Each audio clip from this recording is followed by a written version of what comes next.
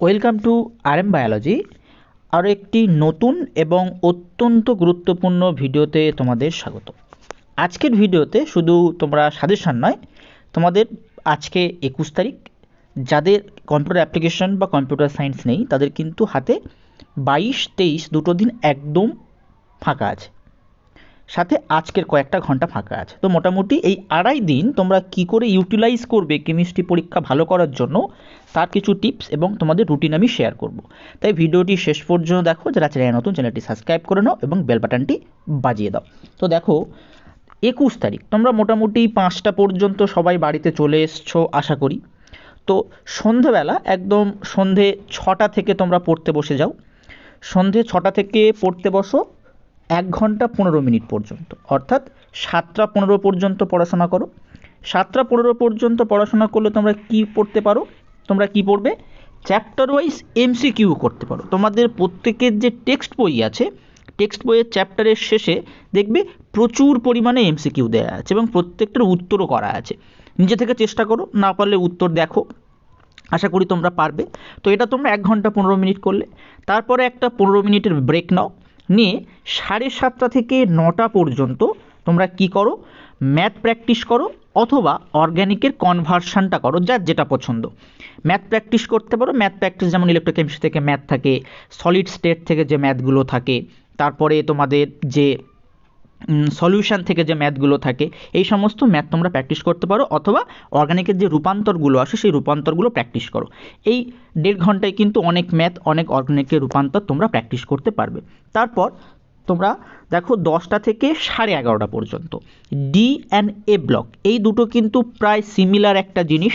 তোমরা কিন্তু এই 10টা থেকে 11:30 পর্যন্ত এই দুটো থিওরি ভালো করে নাও, যেহেতু এখানে থিওরি আছে, কিছু এক্সেপশান আছে, সেগুলো খুব ভালো করে দেখে নাও। এছাড়া আমি তোমাদেরকে বলবো, এই ভিডিওর আই বাটনে আমি একটা লিঙ্ক দিয়ে রাখবো, সেখানে থেকে তোমরা কিছু গুরুত্বপূর্ণ কেমিস্ট্রির প্রশ্ন, সেখানে ম্যাথও দেওয়া আছে, থিওরিও দেওয়া আছে, অবশ্যই সেটা দেখে নিও। তো তার পরের দিন অর্থাৎ 22 তারিখে তোমাদের কি করা উচিত, দেখো 22 তারিখে সকাল সকাল উঠে পড়ো।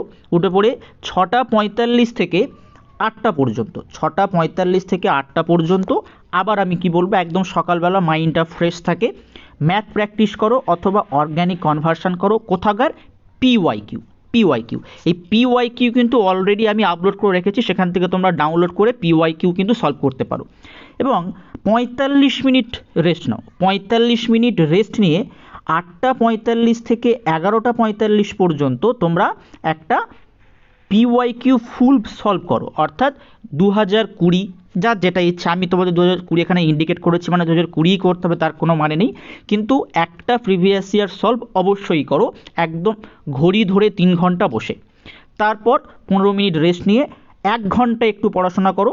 পড়াশোনা বলতে কি, পিওয়াইকিউ আমি যে পিডিএফের কথা বললাম, সেই পিডিএফটি তোমরা ডেসক্রিপশান বা আই বাটনে আমি লিঙ্ক দিয়ে রাখবো, সেই ভিডিও থেকে ডাউনলোড করে নিও।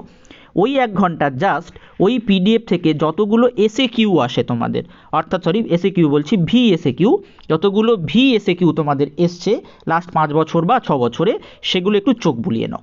তারপর দুপুরবেলা 3টে থেকে 4:30, এই যে 1.5 ঘন্টা পি ব্লকের যে পার্টটা আছে, পি ব্লক পার্টটা কিন্তু অবশ্যই করে নাও। তারপরে 6টা থেকে 7:30 কোঅর্ডিনেশান কেমিস্ট্রি করো। 6টা থেকে 7:30 কোঅর্ডিনেশান কেমিস্ট্রি করো। এই 4:30 থেকে আর 6টা মাঝখানে যে 1.5 ঘন্টা ব্রেক পাচ্ছ, সেই 1.5 ঘন্টা ব্রেকে তোমরা যদি পড়ার ইচ্ছা হয় অবশ্যই পড়তে পারো, অথবা তোমরা রেস্ট নিতে পারো, কোনো সমস্যা নেই। তারপর 7:45 থেকে 9:30 পর্যন্ত তোমরা ইনঅর্গ্যানিক কেমিস্ট্রি একটু রিভাইজ করে নাও। ইনঅর্গ্যানিক কেমিস্ট্রি টেক্সট বই থেকেই করো, বা যার কাছে যে সহায়িকা আছে বা যাদের স্যার যা করেছে সেগুলো করো। 11:30 থেকে 11টা থেকে 12:30 পর্যন্ত ফিজিক্যাল কেমিস্ট্রির থিওরি একটু পড়ে নাও। তোমরা আজকে দেখেছো ফিজিক্স পরীক্ষায় যে থিওরি একটু বেশি এসছে, তো ফিজিক্যাল কেমিস্ট্রির থিওরি পার্টটা অবশ্যই করে একটু চোখ বুলিয়ে নাও। 23 তারিখে আমরা কি করতে পারি, 23 তারিখে আমরা সকালবেলা ঘুম থেকে উঠছি, উঠে অর্গ্যানিক কেমিস্ট্রির দেখবে কিছু প্রস্তুতি আছে। অর্গ্যানিক কেমিস্ট্রি তোমাদের অনেকগুলো পার্টের কিছু প্রস্তুতি আছে, সেই প্রস্তুতিগুলো একবার ঝালিয়ে নাও। তারপর আবার ফের আরও একটা পিওয়াইকিউ সলভ করো। তারপর আবার 3টে থেকে 4:30 পর্যন্ত MCQ প্র্যাকটিস করো টেক্সট বই থেকে পার্ট 2। প্রথম দিন পার্ট 1 করে নিলে, তারপরের দিন আর এমসিকিউ প্র্যাকটিস করার দরকার নেই। 23 তারিখে কিন্তু পার্ট 2 প্র্যাকটিস করো। 6টা থেকে 7:30 র্যাপিড রিভাইজ করো অর্গ্যানিক পোর্শনটা র্যাপিড রিভাইজ করে নাও, এবং 7:45 থেকে 9:30 পর্যন্ত র্যাপিড রিভাইজ করে নাও ইনঅর্গ্যানিকের পার্টটা।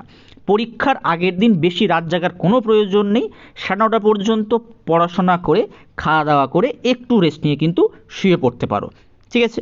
তো এবারে আমরা দেখব যে কিছু সাজেশান তোমাদেরকে আমি দেবো যেগুলো তোমাদের পরীক্ষায় আসতে পারে, খুবই গুরুত্বপূর্ণ। দেখো, ফিজিক্যাল কেমিস্ট্রি থেকে তোমাদের 23 নম্বর থাকে, সেখানে এই প্রশ্নগুলো কিন্তু গুরুত্বপূর্ণ, তোমরা স্ক্রিনশট নিয়ে রাখতে পারো। আমি পিডিএফটা কিছুক্ষণের মধ্যে শেয়ার করে দেবো। দেখো, স্কটকি ত্রুটি কী, আয়নীয় কেলাসে কোন ধরনের ত্রুটি ঘনত্বের পরিবর্তন ঘটায় না, একটি সরল ঘনক আকার জালের ভরণ দক্ষতা নির্ণয় করো, তামা পৃষ্ঠকেন্দ্রিক ঘনক আকার জালক হিসেবে কেলাসিত হয়, 1.2 গ্রাম তামাতে কতগুলি একক কোষ বর্তমান তা নির্ণয় করো, 2.8 গ্রাম যে ঘনত্ব বিশিষ্ট একটি মৌল এফসিসি একক কোষ গঠন করে যার বাহুর দৈর্ঘ্য এত, মৌলটির পারমাণবিক ভর নির্ণয় করো। তো এই জাতীয় প্রশ্ন কিন্তু তোমাদের এই পার্ট থেকে, ফিজিক্যাল কেমিস্ট্রি পার্ট থেকে আসতে, তোমরা বুঝতেই পারছো যেটা সলিড স্টেট পার্ট থেকে আছে, তারপরেরটাও সলিড স্টেট পার্ট থেকে আছে, 3 নম্বরের যে প্রশ্ন সেটাও সলিড স্টেট পার্ট থেকে আছে। তারপরে আমরা সলিউশন থেকে কোশ্চেন দেখতে, তোমরা নিজেরাও দেখতে পাচ্ছ যে সলিউশন থেকে কোশ্চেন আছে। তারপরে দেখো, ইলেকট্রোকেমিস্ট্রি থেকে প্রশ্ন রয়েছে। তো এই জাতীয় প্রশ্ন কিন্তু তোমাদেরকে আসতে হবে। তারপরে কেমিক্যাল কাইনেটিক্স থেকে প্রশ্ন আছে। এই প্রশ্নগুলো কিন্তু অবশ্যই করে তোমরা একবার না একবার করে দেখে যাও, এই যে কয়েকদিন তোমরা সময় পাচ্ছ। তারপরে ইনঅর্গ্যানিক কেমিস্ট্রি থেকে তোমাদের কিন্তু 19 নম্বরের প্রশ্ন আসে। এই 19 নম্বরের প্রশ্নের জন্য এই প্রশ্নগুলো কিন্তু গুরুত্বপূর্ণ। এছাড়া আরও একটি সেট দেয়া আছে, সেই সেটটাও তোমরা করতে পারো, আমি তার লিঙ্ক কিন্তু ডেসক্রিপশন বক্স এবং আই বাটনে দিয়ে রাখবো, এখান থেকে তোমরা স্ক্রিনশট নিয়ে নিতে পারো এই প্রশ্নগুলোর। দেখো, ল্যান্থনাইট সংকোচন কী, এর কারণ কী, এই যে ব্যাপারগুলো আছে। তারপরে যে চৌম্বক ধর্মের পার্থক্য, কারণ ব্যাখ্যা করো, যেগুলো বর্ণহীন কেন, চিরচুম্বকীয় কিন্তু পরাচুম্বকীয়, এই যে ব্যাপারগুলো আছে খুব গুরুত্বপূর্ণ।